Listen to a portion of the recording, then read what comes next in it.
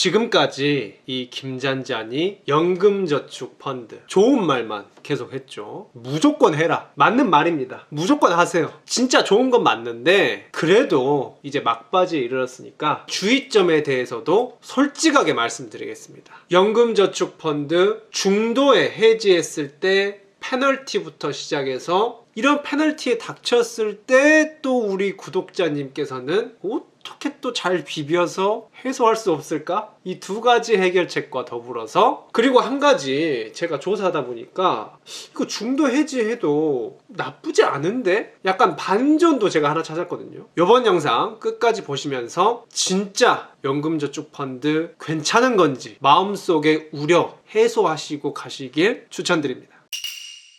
연금저축펀드 다 좋습니다. 세액공제, 과세이연, 저율과세, 이 김잔잔이 알잘깔딱선 정리를 해드렸죠. 그런데 이런 사기급 혜택들은 연금으로 쓰겠다고, 노후 준비로 쓰겠다고 했기 때문에 혜택을 주는 것이다 하면서 최소한 이런 규칙은 지켜달라 하고 국가에서 제시를 했죠. 그 중에 우리가 가장 이 가슴 한구석이 껄끄러운 것이 바로 이겁니다. 55세 이후에 차라라. 55세까지 돈이 좀 묶이지 않을까, 이 부분에 대해서 많이 우려를 하시고, 그래서 이 부분에 대해서 지난 영상에서 한번 시원하게 다뤄드렸습니다. 그래서 그건 그렇고 실제로 그러면은 55세 이전에 그냥 페널티 감수하겠다 치고 중도 해지를 해버리면은 어떻게 되냐. 일단 공포의 국세청이 드디어 이제 고삐 풀린 망아지처럼 칼을 들고 찾아옵니다. 너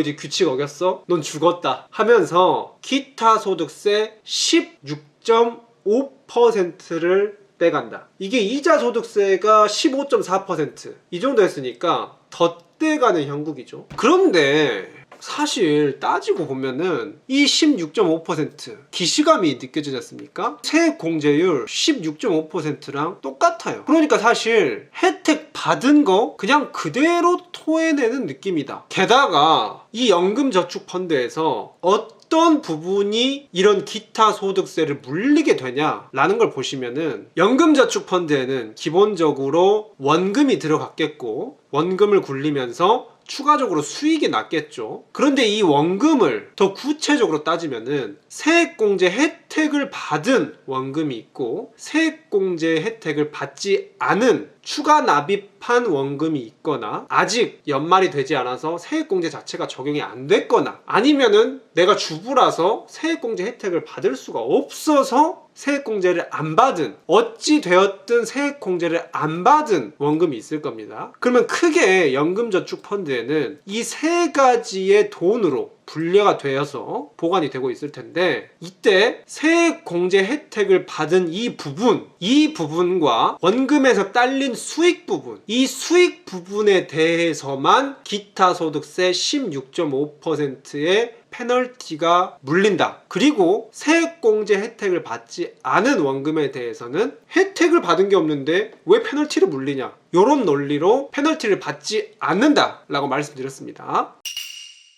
이 세액공제 부분은 이미 16.5%의 혜택을 받았기 때문에 다시 그냥 원상복구한다는 개념으로 볼 수도 있고, 이 수익금에 대해서만 원래는 15.4% 이자소득세, 배다소득세 혹은 국내상장 해외 ETF 이익금에 대한 15.4% 뗄 거를 소폭 높게 떼가기 때문에 그 부분이 다소 아쉬울 수 있습니다. 그리고 한 가지 더 아쉬운 부분은 소득이 많으신 분들은 세액 공제율이 13.2%로 소폭 낮았죠. 그럼에도 불구하고 혜택은 13.2%를 받았지만 페널티는 16.5%를 받아간다는 측면에서 이 소득이 많으신 분들도 다소 불리하게 작용할 수 있습니다.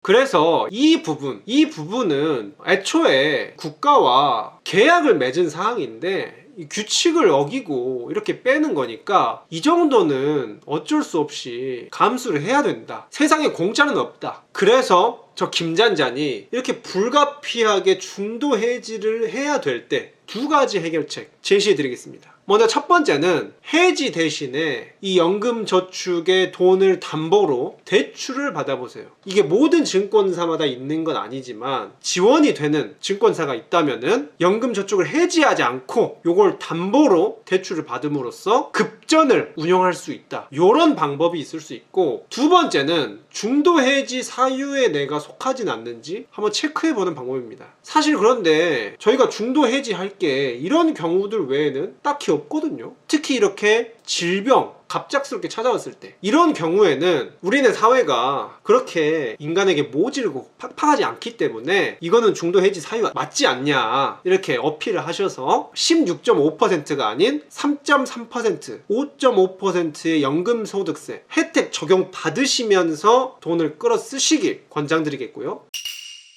마지막으로 근데 제가 이걸 조사하다 보니까, 그리고 저도 이걸 골똘히 생각하다 보니까 뭔가 반전이 하나 있습니다. 전 이거 반전 가지고 괜히 어그로 끌지 않습니다. 낚시하지 않습니다. 진짜 반전이 뭐냐면은, 사실 중도 해지를 하면서 16.5%를 토해내도 그래도 이득일 수가 있겠는데 전 이런 생각이 들었거든요. 일단 여러분들도 눈치채셨겠지만 16.5% 떼가는 게 원래 혜택 준 거를 그대로 그냥 회수해 나가는 느낌이거든요. 그런데 우리가 처음 혜택 받았을 때랑 다시 혜택을 토해낼 때는 이 시차 간에 인플레이션, 물가 상승이 있죠. 내가 이번 연도에 10만 원의 혜택을 받았다가 한 10년 후에 10만 원을 다시 토해낸다고 해도 그때의 10만 원은 지금 내가 당장 받았던 10만 원이랑 가치가 완전히 다르거든요. 그래서 기업에서도 일단 어떤 돈이든 미리 받아놓으면 개꿀입니다. 그리고 줘야 할 돈은 최대한 미루면 미룰수록 개꿀이에요. 이게 원래 자본주의 논리거든요. 그간 내가 받아놓은 돈을 굴리면 되니까 어디에 넣어서 굴리게 될지는 제가 또 소개해 드릴 겁니다. 그렇기 때문에 미리 돈을 받아놓는다 라는 측면에서 메리트가 있을 수 있고, 그리고 이 수익 부분에 대해서도 15.4%와 16% 일단 얼마 차이 안 나는데, 조만간 금융투자소득세 하면은 22%까지 과세 이연 시켜준다고 했죠. 제가 이 연금저축펀드에서 세액공제보다 더 혜택이 좋을 수 있는 게 바로 과세 이연이라고 했습니다. 일반 계좌에서는 이익금이 창출되는 족족 배당금이든 뭐든 국세청에서 갈려서 적립이 되는데, 이 연금저축펀드에서는 세금의 성역, 치외법권 지역으로 세금이 떼지지 않고 이렇게 차곡차곡 모이기 때문에 이 과세 이연된 차이가 아인슈타인이 그토록 강조했던 복리, 이 복리로 쌓이게 되면은 연금저축펀드와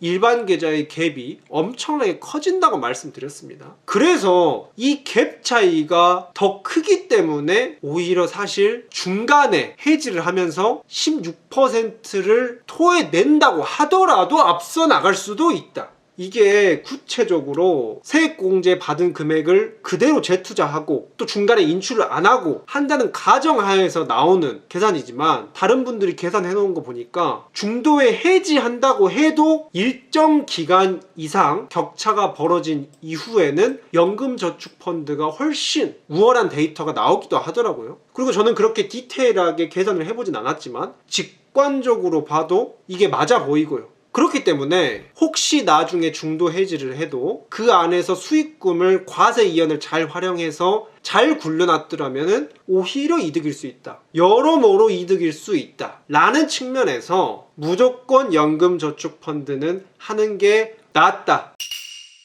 오늘의 영상보다 중요한 또 다음 영상은, 그렇다면 이제 연금저축펀드 돈 넣고 오케이 할 거 다 해야 될 거 알겠어, 그럼 여기 안에서 이제 어떤 상품에 어떤 펀드에 넣어서 굴려야 하나, 여기에 대해서 한번 쭉쭉 앞으로도 다뤄보도록 하겠습니다. 오늘 영상도 도움이 되셨다면 좋아요, 그리고 빠르게 시청하시려면 구독 눌러주시고, 혹시 궁금한 사항 있으시면 댓글 남겨주세요. 여러분들의 댓글들 아주 잘 읽고 있습니다. 항상 감사드립니다. 그럼 다음 영상에서 뵙도록 하겠습니다. 지금까지 김자전이었습니다.